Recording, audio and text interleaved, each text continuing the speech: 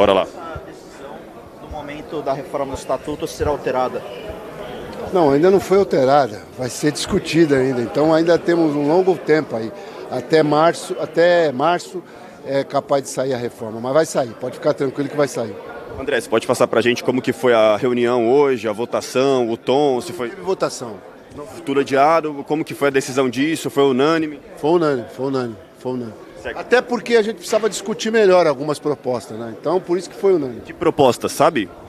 que mais pegou? Tem 42 propostas, tem na mudança tem mais de 100 mudanças, então é uma coisa complicada. Então foi uma coisa que não foi discutido com todos os conselheiros, não foi discutido com todos os associados, então é uma coisa que vai ser discutida agora, mas a reforma vai acontecer ainda o ano que vem. Para você, como conselheiro, as pautas que mais aferem o torcedor, que são voto do fiel torcedor e SAF, são duas emendas que você quer discutir, que você tem discutido internamente? Olha, deixa eu falar uma coisa. SAF, eu não acho que nem devia estar dentro do Estatuto do Corinthians. Isso não precisa estar dentro do Estatuto. E o voto do fiel torcedor, ele vai ter que votar, ou mais cedo ou mais tarde. Então, é uma proposta que já está sendo analisada e que não teria problema nenhum de passar. Ninguém está contra a mudança e a votação do fiel torcedor. A gente até quer que o fiel torcedor vote, até porque todos os clubes, hoje em dia, tem o seu fiel torcedor votando. Então, esse não é o problema. Então, primeiramente, queria que você falasse sobre o requerimento em relação a esse adiamento, esse debate, como é que se deu essa decisão por ali? O requerimento foi feito porque tinha alguns pontos conflitantes e a gente achou que era melhor retirar de pauta tudo para poder fazer uma discussão mais ampla e atender a todas as pessoas e todos os sócios, todos os torcedores. Então a gente fez por exatamente atender as pessoas. Quais são as principais pautas que ficaram em aberto, na sua opinião, para debate, assim, que ainda precisam desse maior entendimento? Quando você faz o estatuto, você reforma ele inteiro. Então, eu acho que o estatuto vai ser discutido inteiro. O estatuto do Corinthians é uma coisa muito complexa. Então, nós fizemos uma pauta agora positiva para poder construir um estatuto de verdade ao nível do Corinthians. Deu essa decisão do adiamento, como é que foi essa proposição dentro da reunião? Achei muito interessante e importante, porque nós não poderíamos votar na pressa. Inclusive eu redigi e coloquei em proposta o voto do fiel torcedor. Eu acho que nós teremos que ter o voto do fiel torcedor. Isso é irreversível. O que nós precisamos saber, quais serão os requisitos para que o sócio torcedor possa votar. Não é? Isso é irreversível. Haverá o voto do fiel torcedor, sim. E como é um anteprojeto que contém 145 artigos, mais de 500 parágrafos, não dava para a gente fazer isso de maneira rápida, de maneira intempestiva. Isso tem que ser pensado, acho que foi muito positivo.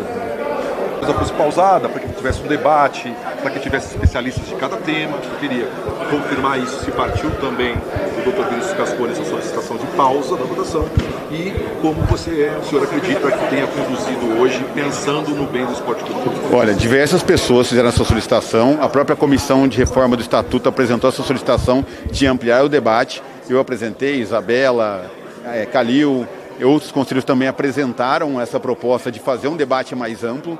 Não se trata de retardar o debate, né, a votação, mas sim de dar amplitude e democracia para que todos possam participar. Então a ideia é dar a mais ampla possibilidade do torcedor, inclusive, participar, né? Por isso o fato que a gente, ao invés de ser uma sessão do Conselho, mas sim 10 sessões de audiências públicas, ou seja, qualquer torcedor corintiano, qualquer associado, qualquer conselheiro, qualquer grupo que se indique corintiano, que tem interesse em ver o Corinthians crescer, vai poder se inscrever e vir debater os temas do Estatuto. Eu acho que faltava isso, é importante a gente transformar todas essas ideias numa síntese para que depois, logo em fevereiro, a gente possa votar aqui no Conselho e depois levar para a Assembleia. Eu entendo que a gente não pode deixar que a democracia corintiana seja só uma peça de propaganda. A gente precisa efetivamente garantir a democracia. E temos que ouvir todos, inclusive o nosso maior patrimônio, que eu sempre falo, que é a torcida corintiana.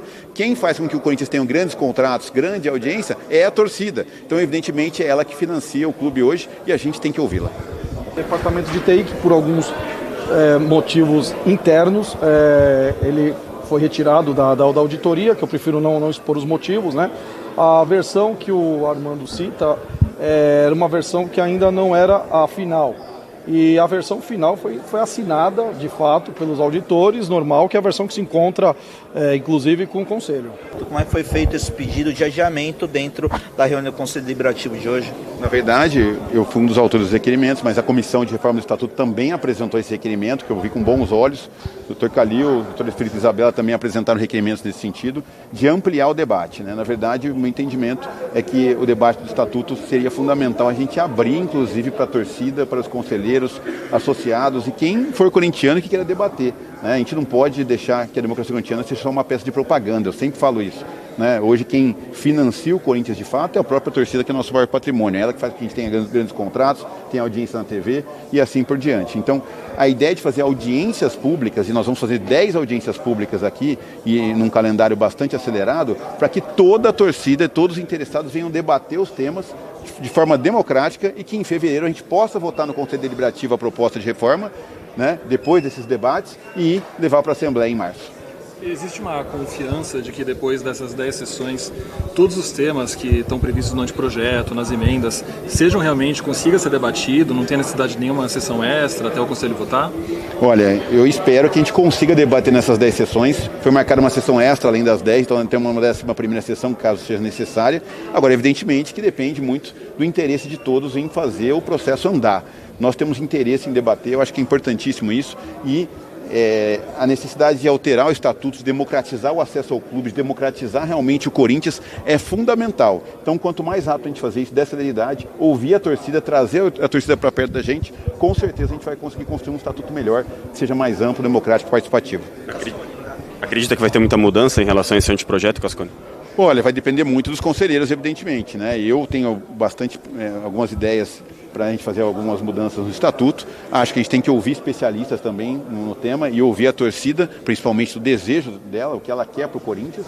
Então, eu entendo que a gente tem que aperfeiçoar bastante coisa aí. Cascone, temas como Safiel, como SAF de modo geral e também como fiel torcedor, são algumas das pautas que você acha que ainda demandam mais debate dentro do estatuto, do anteprojeto? Bom, na verdade é necessário discutir esses temas, né? É importantíssimo e, como eu disse, a gente precisa ouvir as pessoas. Então, eu entendo que realmente vai ter muita polêmica, e evidentemente, a gente sabe, né, uma pluralidade de ideias, de opiniões nesse sentido, mas o fato é que esse debate é urgente e necessário.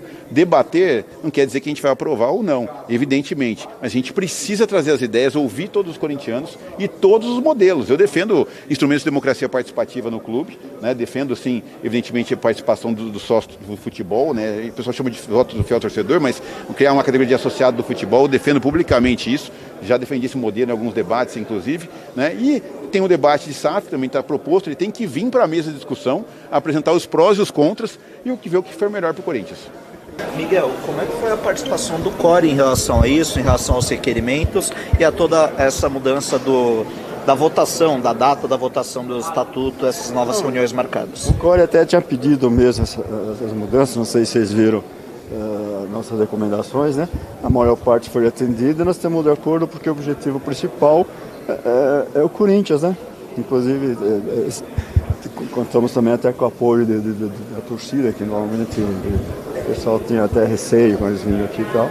Eu acho que foi tudo muito positivo e o Dr. Romeu Tuma concordou em dar mais um pouco de tempo para estudar os temas, né? Não fazer tudo em cima da hora. Eu acho que foi positivo e o CORE concordou.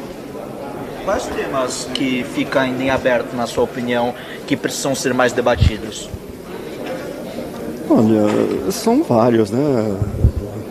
Porque são muitas propostas de mudanças que às vezes interessam para um, não interessa para outro, no geral. Então, por exemplo, essa do prazo para que o fiel torcedor vote, né? Acho que é uma delas, né? Durante essa semana, em alguns ofícios do Conselho Deliberativo direcionados ao CORE, foi apontado ali que o CORE, durante o processo de discussão do anteprojeto, não fez propostas de emenda. É a ideia do CORE participar dessas audiências que vão acontecer agora para propor emendas? Estava conversando com o pessoal, sempre vai ter alguém do CORE nessas reuniões. Agora o CORE, o estatuto prevê que o CORE possa apresentar, mas não obrigatoriamente, né? Então, o objetivo principal do CORE é orientar, evidentemente, se algum, que não é o caso, algum diretor está extrapolando, pedir para que tome providência junto à ética, né?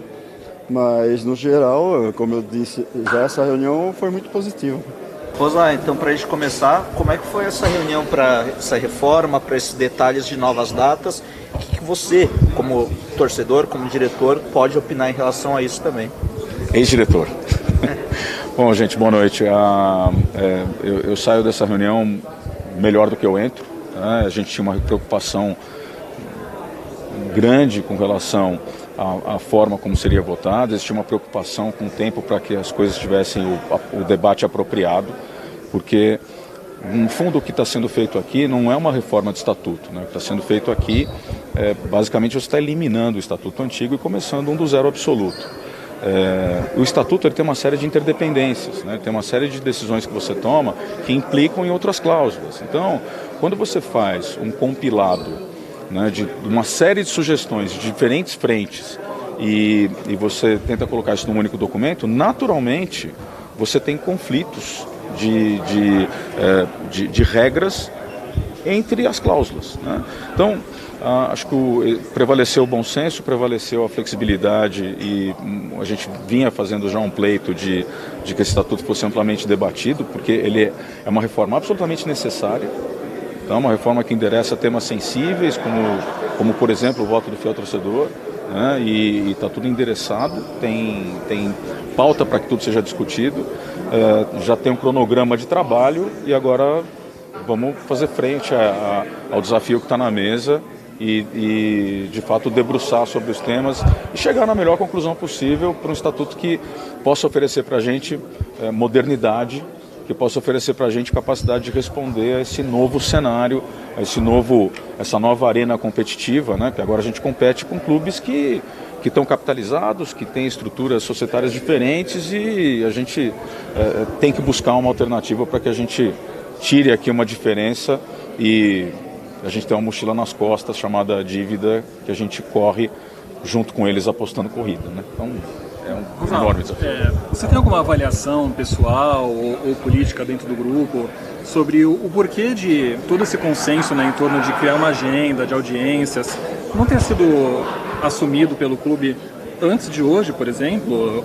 O Tuma ele propôs o novo cronograma em setembro, por exemplo.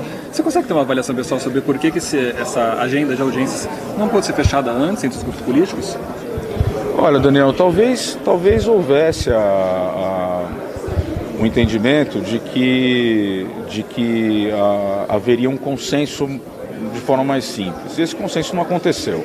É só uma hipótese. Não é de hoje que a gente cobra a oportunidade de debater esses temas, mas assim, de forma muito prática, né? Sem olhar para trás. Que bom que a gente tem uma agenda daqui para frente e que a gente tem a oportunidade de entregar esse trabalho no começo do ano que vem e ele já valer para a próxima eleição em 2026. Eu entendo que hoje não foi debatido mérito, né, de nenhuma proposta, mas nos bastidores ali, na suspensão, se conseguiram identificar algum tipo de proposta que seja mais consenso do que outras dentro do que está sendo debatido de mudança?